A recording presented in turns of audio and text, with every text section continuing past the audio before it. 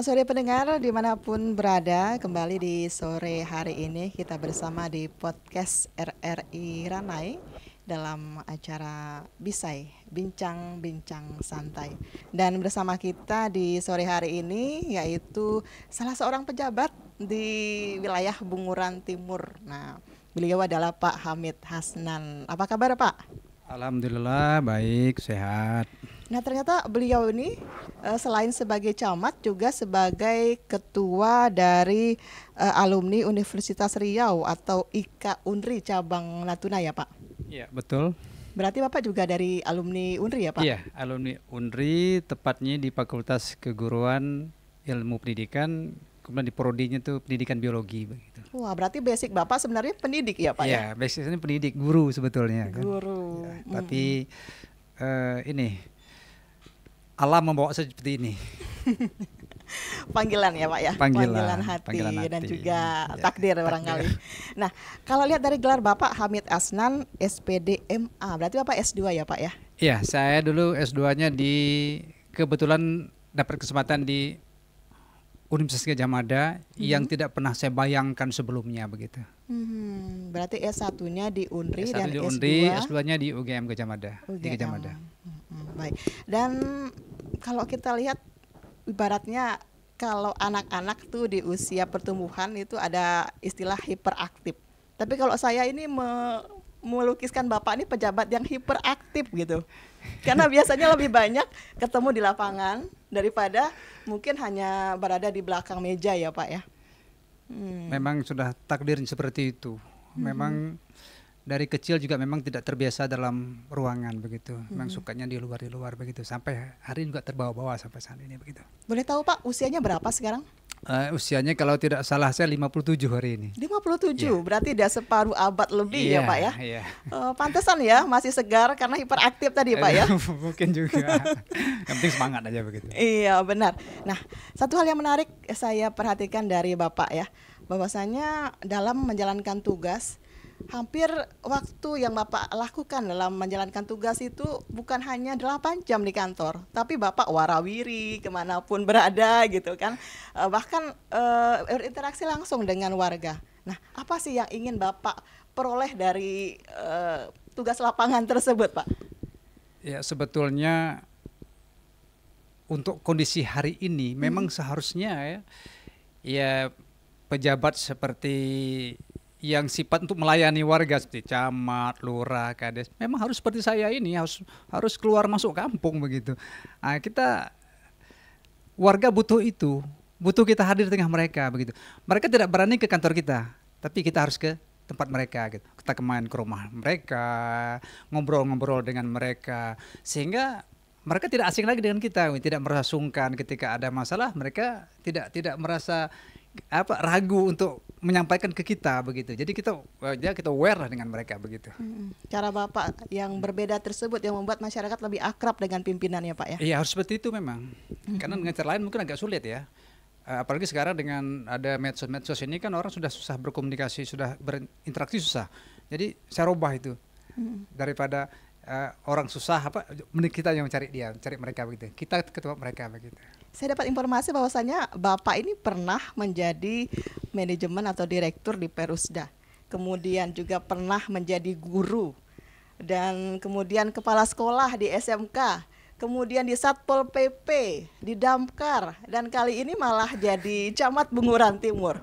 Ya, malang melintang menjalankan tugas di berbagai bidang begitu.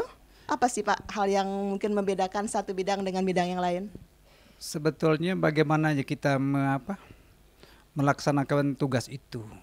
Sebetulnya sama saja kalau kita menjiwai tugas itu. Memang awalnya saya kan sebelum jadi PNS kan ditunjuk sebagai direksi perusahaan daerah perdana ya di tahun 2002 kalau saya nggak salah.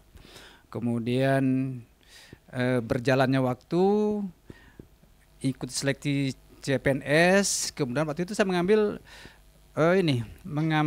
formasinya guru SMK karena memang basic saya guru ya SMK, waktu itu SMK Kelautan. Lebih kurang 6 tahun saya di situ, terus saya pindah ke Badan Pengelola Perbatasan, yang juga badan bentuk baru. Ya memang tempat-tempat saya bertugas itu memang tempat-tempat yang tidak diminati oleh sebagian besar ASN ya, karena memang tidak ada ininya, tidak, ya mungkin kalau bicara soal basah kering memang tidak ada basah-basahnya tempat-tempat seperti itu begitu kan. Nah, kan habis itu saya pindah lagi ke Satpol PP pun juga sama, mereka selalu menyampaikan ke saya kok maunya jadi petugas di Pol PP begitu. Tapi bagi saya enjoy saja. Apalagi di pemadam kebakaran pun sama, saya tidak ada membeda-bedakan tempat saya bekerja di mana saya ditempatkan.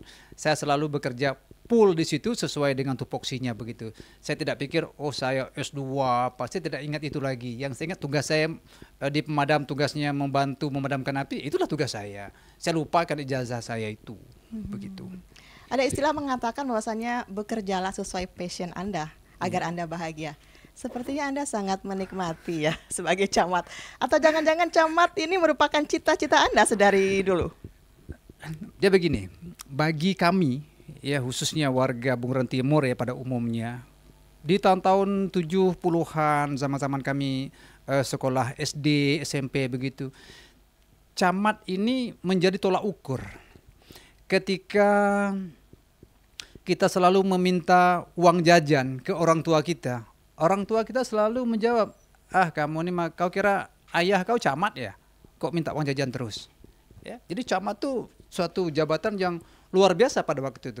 Dan pun kalau kita misalnya bermalas-malasan untuk kita maksimal kita berusaha untuk sekolah begitu kan ada juga warga kita, teman kita yang mencemeh kita, ngapain kau sekolah tinggi, mau jadi camat? Camat sudah ada. Jadi camat tuh jadi apalah, jadi memang dikira idola ya mungkin ya, apalagi untuk ukuran saya yang orang kampung, orang tuanya hanya ayah tamat SD, mama SD tidak tamat ya.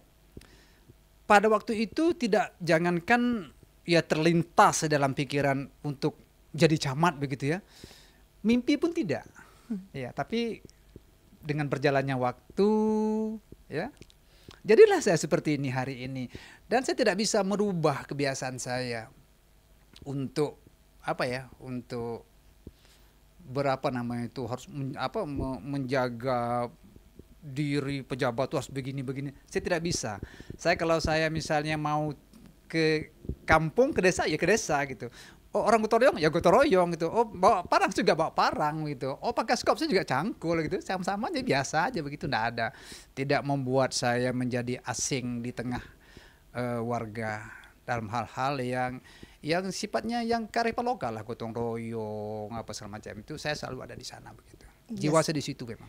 Satu hal Pak, dari pengalaman Bapak mungkin di lapangan ya, bertemu dengan masyarakat, menemukan berbagai masalah sosial di tengah masyarakat. Ceritakan satu hal yang begitu berkesan gitu bagi Bapak, yang mungkin menggugah hati nurani Bapak sebagai seorang pejabat. Apa ya? Sebetulnya banyak, tapi salah satu yang betul-betul kesan saya ya. Saya ada merawat anak ya. Jadi saya betul-betul berkesan ya dengan anak saya itu, tanpa pikir panjang. Ini dari keluarga orang susah, dia mungkin tidak mampu merawat anaknya sehingga anaknya itu dibuang begitu kan. Sekali saya tahu, saya spontan, ayo kita urus anak ini, kita ambil anak ini.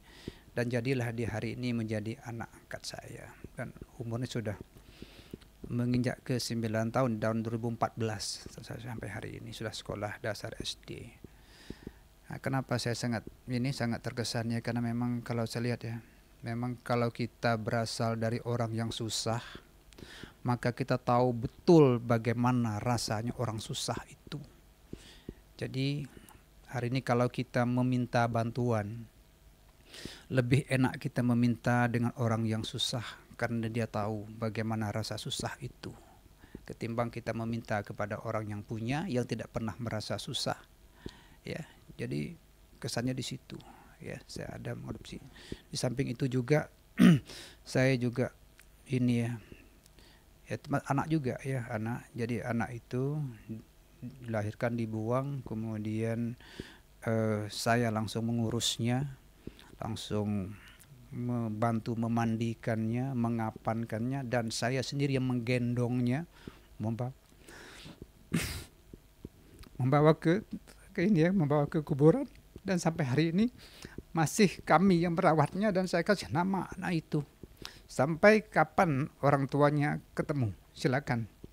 Di mana kuburnya, tanya dengan saya akan antarkan orang tuanya ke kuburnya. Tapi saya sangat berharap ya, supaya saya tidak mengetahui orang tuanya.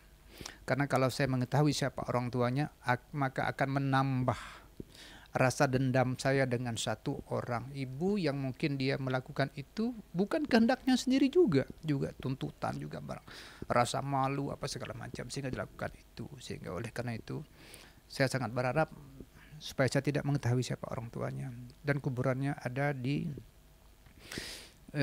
tempat pemakaman yang saya selalu merawatnya, dan kami tiap hari raya begitu kami sekeluarga datang ke kuburannya dengan harapan supaya nantinya anak itu bisa menunggu kami nanti di pintu surga begitu. Ya.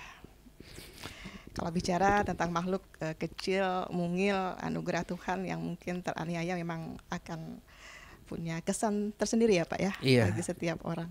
Nah, ada satu istilah Pak, di balik pria yang hebat dalam karir dan kesuksesannya, ada seorang istri yang hebat mendampinginya. Saya mau bikin satu pilihan buat Bapak. Jika suatu saat istri Bapak akan melahirkan dan perlu pendampingan Bapak, sementara Bapak juga harus menjalankan tugas, ada panggilan yang penting terhadap masyarakat, di mana pilihan Bapak? Saya mengutamakan membantu masyarakat. Karena istri saya sudah ada yang membantunya, sudah ada petugas-petugas kesehatannya. Sementara saya bukan orang kesehatan, maka saya lebih memilih untuk membantu masyarakat. Istri saya sudah ada yang mengurusnya begitu. Berarti pilihannya adalah tugas masyarakat tetap yang utama, namun keluarga tetap jadi orang-orang yang disayangi. Jadi orang-orang yang disayangi. Iya, Bapak masih memiliki orang tua? Kebetulan ayah sudah meninggal ya di bulan Agustus tahun 2014. Mama masih ada. Kemudian adik-adik 8 bersaudara masih utuh semuanya.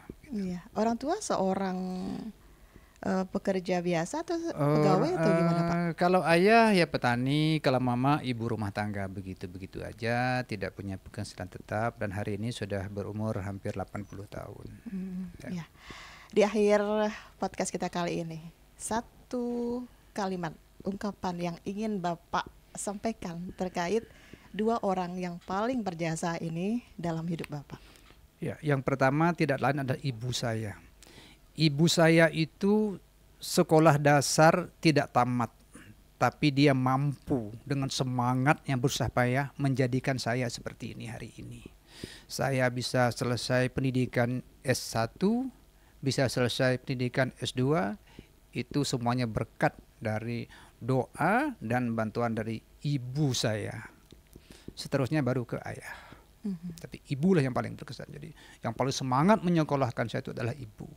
Kami manggilnya mama. Iya. Jadi Bapak adalah inspirasi banyak orang, tapi ibu adalah tokoh utama di balik semuanya ya Pak. Kesuksesan kita ada di ibu, doa ibu. Nah, berbagi inspirasi untuk kita semua, terutama bagi para pekerja ya Pak ya saat ini. Bagaimana nih tetap semangat dalam menjalankan tugas, mungkin tak sesuai dengan harapan kita ya, atau mungkin banyak tantangan yang harus dirasakan. Ya, dalam melaksanakan tugas ya, apalagi seperti hari ini ya, seperti tugas sebagai camat. Bagi saya ini jabatan yang luar biasa, yang tidak pernah terbayangkan sebelumnya, tidak pernah ada terlintas dalam pikiran akan jadi camat. Ya, tapi ini hari ini saya menyandang jabatan itu, jabatan camat itu, maka saya akan berusaha semampu saya untuk bekerja tanpa jam kerja. Ini prinsip saya. Baik tugas saya dimanapun tempat saya bertugas, saya selalu tanamkan itu bekerja tanpa jam kerja. Seperti di Satpol PP, di Damkar, apa di kecamatan ini. Saya selalu tanamkan itu bekerja tanpa jam kerja. Jadi kapan saja saya wajib ada di tengah masyarakat. Mau siang, mau malam, ya saya tidak mengenal hari Minggu libur, bagi saya tidak ada. Jadi kesempatan yang ada ini tidak akan pernah saya sia-siakan. Apapun kejadiannya, saya akan selalu berada di tengah-tengah masyarakat. Saya akan tetap melakukan tugas saya seperti hari ini. Jarang-jarang di kantor, ruangan saya tidak ada AC-nya, sehingga saya tidak supaya saya tidak betah-betah dalam ruangan. Kemudian kalaupun tamu datang ke tempat saya, tidak terlalu banyak ngidul bual-bual apanya, sehingga saya bisa waktu saya bisa cepat untuk turun ke desa-desa, ke tempat-tempat yang harus saya kunjungi. Karena hari ini mereka tuh butuh pemimpin yang harus selalu ada di tengah mereka. Jadi hari ini kita jangan takut ya turun ke tengah masyarakat. Mereka tidak banyak meminta kepada kita. Ketika kita datang ke tempat mereka, kita hanya say hello, tanya apa kabar segala macamnya, mereka juga sudah sangat bergembira. Begitu dulu saya di RSUD itu, saya sabar, seminggu 2 minggu saya selalu datang ke RSUD itu hanya menyapa pasien saja, apa kabar Bu, apa kabar Bapak, dari mana asal. Kalau memang kebetulan misalnya pasien itu dari luar Bunguran Timur, saya posting-posting, saya kontak camatnya, saya komunikasi, sehingga nanti dengan sendirinya ketika ada warga kita Bunguran Timur mungkin yang terlantar di kecamatan lain, mereka juga akan bantu kita selalu komunikasi. Kami camat selalu komunikasi hal begini. Jadi tidak. Jadi kalau saya main ke RSUD itu, kata orang tanya siapa yang sakit Pak? Tidak ada, saya hanya lihat. Ya, siapapun yang ada di RSUD yang sakit, itulah keluarga kita. Yang wajib sekadar kita nyampaikan, nanya apa kabar, mereka sudah sangat senang sekali. Dan itu saya punya semacam kepuasan tersendiri ya ketika saya dapat menyapa apa kabar.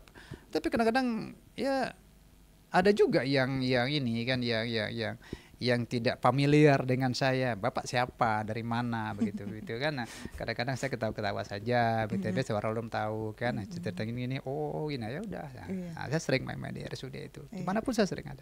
Terakhir Pak, apa impian Anda atau Bapak ke depan melihat Bunguran Timur, meskipun suatu saat Bapak tidak lagi menjabat sebagai camat? Bunguran Timur harus maju ya. Kemudian adat budaya itu harus dijunjung tinggi. Jangan sampai kemajuan, perkembangan itu mengikis budaya-budaya yang sudah ada turun-temurun. Hari ini kita tidak pernah lagi melihat orang makan duduk di lantai dihidangkan dengan talam, kan? Kita sudah tidak pernah lagi melihat keluarga itu dalam sarapan pagi sama-sama dengan masakan yang dibuat oleh orang tuanya. Hari ini ibu sering ke kedai beli kue untuk makan anaknya. Dulu kan tidak. Mama bangun jam 4 ya, bikin sarapan, entah goreng pisang, goreng ubi, dimakan sama-sama kasih keluarga adik-beradik kita begitu. Nah, sekarang saya mimpinya itu ada muncul kembali di suatu saat. Karena saya rindu dengan masa-masa seperti itu. Hari ini tidak ada lagi, susah kita untuk menemuinya.